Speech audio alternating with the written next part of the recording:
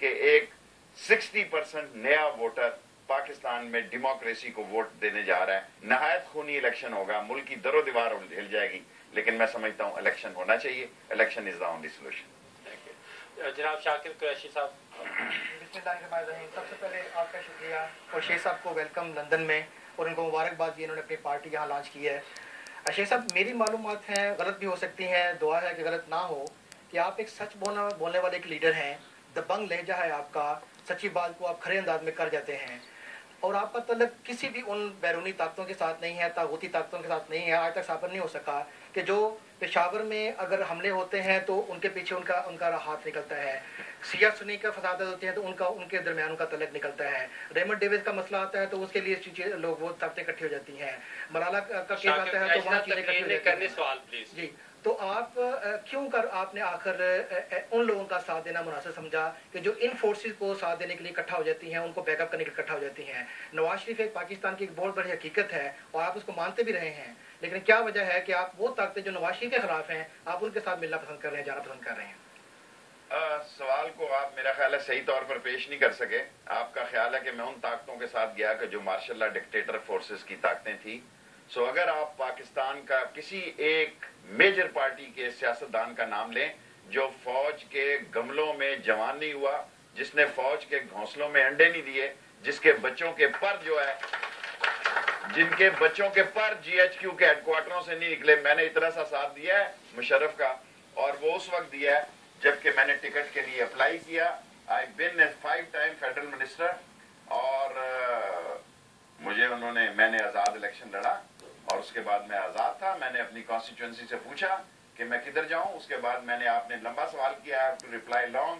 میں نے نواز شریف صاحب کو جب سعودی عرب سے آئے میں نے کہا دس از دا بیسٹ ٹائم کہ آپ مسلم لیگوں کو اکٹھا کریں.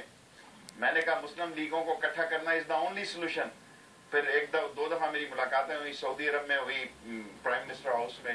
انہوں نے کہا کہ تیرا مطلب ہے میں چودھری شجاعت سے بھی بات کروں. میں نے کہا چودھری شجاعت نے تو آپ کا باپ نہیں مارا. مسلم لیگیں اگر اکٹھی ہوں گی تو آپ لیڈر ہوں گے. آج وہ 13 قسم کے لوگوں کو لے رہے ہیں. اگر مسلم لیگیں انہوں نے اکٹھی کی ہوتی تو آج میرا خیال ہے اس ملک میں عذاب ہی نہ ہوتا, لعنت سے نجات ہو جاتی, اس ملک میں سارا گند ختم ہو جاتا. جناب سید قمر رضا صاحب. بہت شکریہ کیسر صاحب آپ کے ادارے کا کہ آپ نے ہمیں یہاں مل بیٹھنے کا موقع دیا, تاکہ بڑی مختصر تاریخ ہے ہمارے ملک کی, اور ابھی تک ہم کچھ دھندلی سی پکچر ہے تو کلیئر نہیں ہو رہی. تو میرا سوال شیخ صاحب سے یہ ہے کہ آلدو کہ جو جمہوری حکومت ہے وہ اپنے 5 سال پورے کرنے کو ہے, مگر پھر بھی پکچر دھندلی ہے. آپ کیا سمجھتے ہیں کہ الیکشن, تھوڑا سا اس کو کھول کے بیان کریں, کیونکہ پہلے بھی آپ سے اس پہ بات میری 1 to 1 ہو چکی ہے, کہ آپ کیا دیکھ رہے ہیں, الیکشن ہونے جا رہے ہیں تو کب تک آپ سمجھتے ہیں؟ اور جب آپ بار بار کہتے ہیں کہ یہ خونی الیکشن, تو تھوڑا سا اس کو بھی تفصیل سے اس پہ روشنی ڈالیں. شکریہ. الیکشن جو ہے وہ سر پہ ہے, اور یہ جمہوریت کو سب سے بڑا خطرہ موجودہ حکومت سے ہے, کیونکہ جمہوریت کا جتنا گندا پراگندا تعارف, میں پھر دہراتا ہوں, جتنا جمہوریت کا گندا پراگندا تعارف موجودہ حکومت نے کرایا ہے, دنیا میں اس کی مثال نہیں ملتی.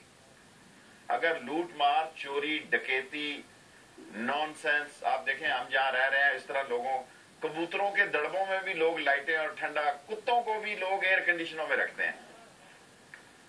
سو جس حالات سے پاکستان میں جمہوریت گزری ہے کہ 60 سال کی کرپشن اور قرضہ ایک طرف, 5 سال کا ایک طرف, سارے ادارے تباہ ہیں. ہم 38 بلین کا ریونیو ریلوے کا چھوڑ کے 6 پہ آ گیا ہے. جہاز چلتا کوئی نہیں. میں 785 سے آیا ہوں جس دن, آئی سویئر میں اللہ, اگر میں نہ ہوتا, وہ فلائٹ نہ آتی, وہ لاہور جاتی پٹرول لینے کے لیے. پی آئی اے کو حکومت پٹرول دینے کے لیے شیل والے تیار تھے. میں نے کہا کہ میں جا رہا ہوں جیو پہ بھی.